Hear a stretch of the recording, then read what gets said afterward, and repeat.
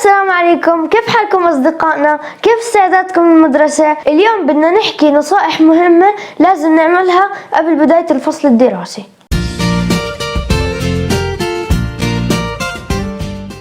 طبعا أول ما نبلش المدرسة بنصير نشتري أغراض حلوة وأشياء زي دفاتر وأقلام ومثلا شنطة مثلا وهيك أشياء ومقلمة، وبنصير متحمسين للمدرسة عشان نستعمل هاي الأغراض.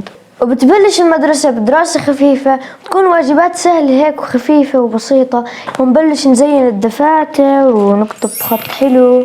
طبعا هاي الحالة ما بتستمر إلا شهر تقريبا، يعني بعديها بعد ما تبلش الامتحانات يعني بعديها كله بصير كله عجقة ودراسة ونبطل نحل واجبات ولا نحضر، والدنيا كلها بتتراكم فوق راسنا. مشان هيك لازم ننوي ندرس أول بأول، وما لازم نراكم الواجبات عشان إذا بلشنا نأجل ما راح نلحق نحل إشي.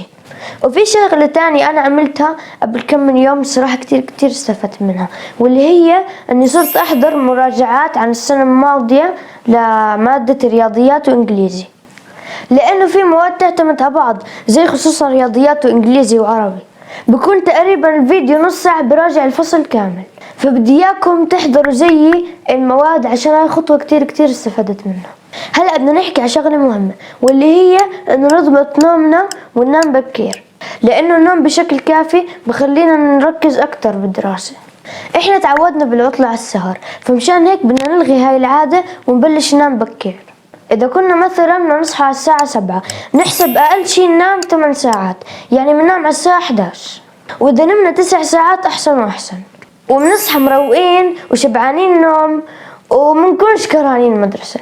وأحسن نظام ممكن نعمله هو إنه ننام تقريبا بين 9 و10، وبنصحى صلاة الفجر قبل شروق الشمس، بنصلي ونقرأ قرآن ونقرأ أذكار الصباح وبنجهز حالنا بهدوء ورواق.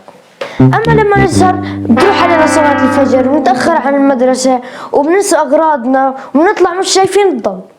هلأ بدنا نيجي نحكي على موضوع الموبايل والألعاب. لازم نحذف الألعاب اللي بتاخد منا وقت طويل، ونخلي بس لعبة واحدة نتريح فيها أثناء الدراسة، وبننزل بدالها تطبيقات بتساعدنا على تنظيم وقتنا وتطبيقات بتساعدنا على الدراسة. ولازم نقول لحالنا خلص اللعب له وقته والدراسة لها وقتها، زي ما لعبنا بضمير بالعطلة بندرس بضمير بالدوام.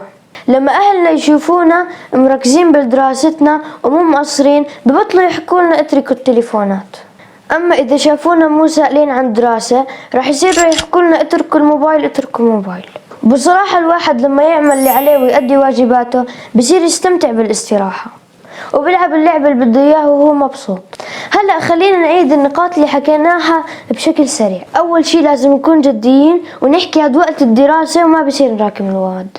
بدنا نحضر ملخصات للسنة الماضية ونحذف الألعاب اللي بتاخد منا وقت طويل وننزل بدالها تطبيقات مفيدة. وأهم شي نتوكل على ربنا عشان هو اللي بإيده يوفقنا وبنجحنا.